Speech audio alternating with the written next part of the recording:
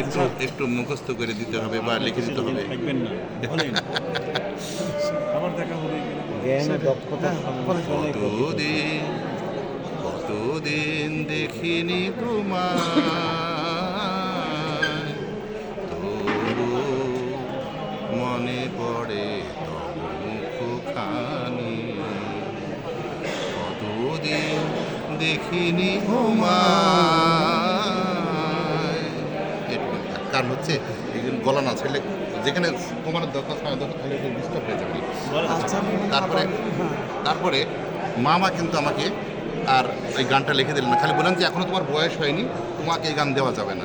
মামার উপর রাগ করে আমি বাইরে থেকে ক্যাসেট কিনে নিয়ে আসলাম, নিয়ে এসে একা একাই চর্চা করে বাড়িতে করতে করতে করতে কিন্তু সঙ্গীতে ভর্তি হলাম। এই তো হচ্ছে আমার সঙ্গীতের সূচনা, সঙ্গীত জীবনে। সঙ্গীত জীবনের সূচনা। আর ওই যে বিএডের কথা বলেন, বিয়েতে বিএডের যে গানগুলো আপনি ওটা তো মনে নেই, কী গান গেয়েছি মনে নেই তো, হ্যাঁ এখন মনে নাই। তবে এই সঙ্গীত জগৎকে মানুষকে কখনো বৃদ্ধ করে না, সঙ্গীত মানুষকে সবসময় তাজা রাখে, স্বতঃস্ফূর্ত রাখে। হ্যাঁ, কোনো দুঃখ কষ্ট তাকে যেন মানে গ্রাস করতে পারে না, সহজে পারে না, এটা আমি মনে করি।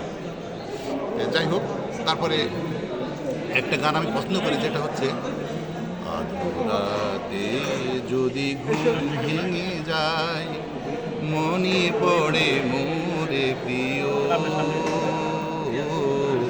চাঁদ হয়ে রব আকাশের গায়, বাতায়ন বলে দিও। আধরাতে যদি ঘুম ভেঙে যায়।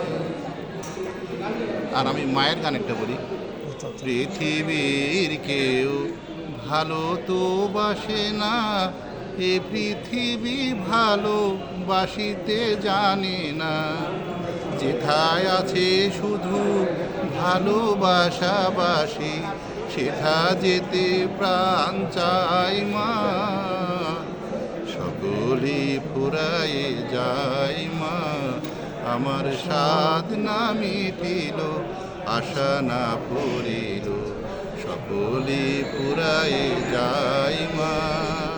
এই গানটা আমি আচ্ছা, ধন্যবাদ আপনাকে। আচ্ছা, আপনাকে ধন্যবাদ ভাই। আসসালামু আলাইকুম।